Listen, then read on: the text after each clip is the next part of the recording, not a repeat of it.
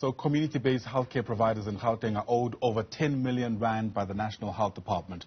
That's according to the South African Non-Profit Organization Federation. It says the provincial health department hasn't paid over 100 NPOs in 3 months. For more on this, let's bring in Newzroom Afrika's Tumaole Mohlaoli, who's live to us in Randfontein today. And Tumaole, the obvious concern this morning is what impact this might have on the beneficiaries of the work done by these NPOs.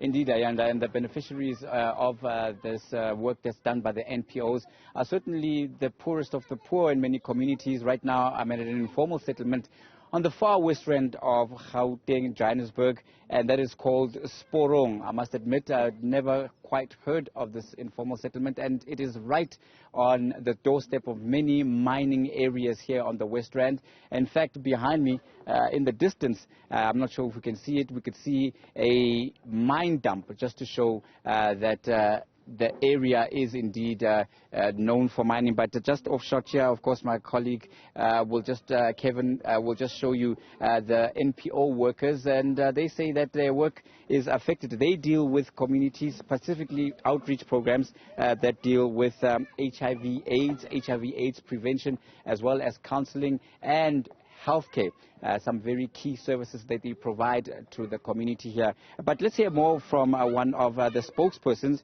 of the West Rand NGO sector. That will be Nontsikelelo Foloti. Nontsikelelo, how has the non-payment from the Gauteng Health Department, as you say, affected your work? It has affected our work in terms of we have to visit our areas every 6 weeks. It's a window period. So we haven't had the chance to come into our areas since their window periods diffedile.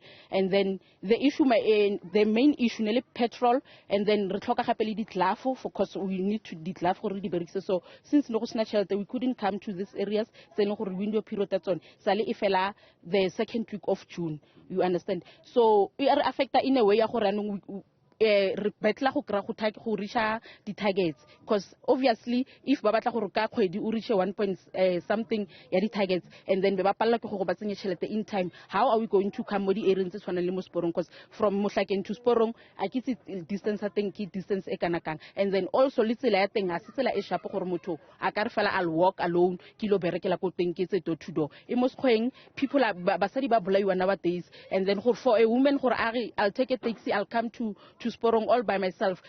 Danger, their life, they're at risk of getting nowadays. You understand? So the late payment, it affects in a way doesn't only affect our work status. It affects personally. We end up the transport to Savanna, render the policies are on the lapses. There's nothing that we can do. Arana di joko dunklung, bana dia paro, winter it's an ibile afela, arakona recarecela, bana dia paro. So this payment, this late payments, they are affected in a way.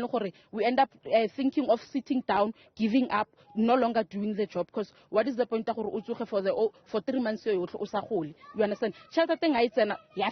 What is the point? There is no point. Because McDonald's, or something. So then if Haukoni or Hotla and to do your job, what will this also mean for the community here who's relying on you for these services? Because most of the communities are on a a relationship you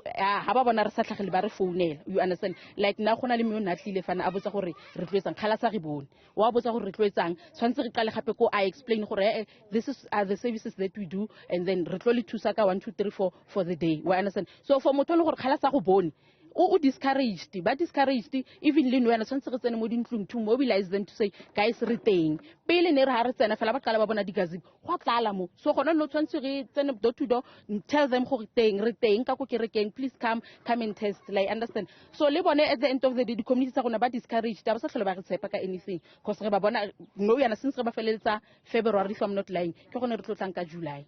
You understand? No, thank you very much for that. Thank you. That's Nontsikelelo Foloti. She's the spokesperson of the West Rand NGO sector, just detailing some of the challenges. And it really boils down, Ayanda, to bread and butter issues. Many of the healthcare workers, in terms of the community outreach programs that the NGOs do, have to go literally door to door, as she mentioned, to give this service and to encourage people to come. They deal mainly with HIV/AIDS as well as other, sexually transmitted as well as other health-related matters. And so they are dealing with very key healthcare services, and they are a very key bridge between the formal health sector, I mean, of course, the hospitals and the far-flung communities like here in Sporong.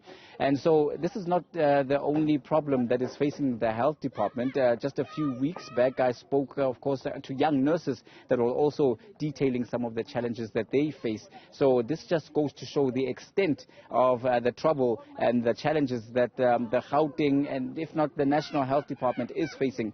It trickles all the way down to right at the grassroots. So this is the challenges that they're facing, and this NGO that I spoke to is part of a network of NGOs that deal with services in informal settlements, not only in the West Rand, it's also in the East Rand of Gauteng or of Gauteng province and Johannesburg, as well as to the north towards Pretoria, as well as to the far south. So it is really quite a widespread problem, and this is the situation as it stands right now. Yanda, we will try to get the health department also to give a response. The health department has gone on record to say that it is struggling to meet its bottom line. We know the state of our provincial hospitals are quite in a dire strait as well. It's trying its best to make sure it pays those bills, but we will give them an opportunity and a right of reply as the day goes on. With that, it's back to you, Ayanda. Mohlaoli, thanks very much indeed. Great work being done there. Mohlaoli live to us from Randfontein.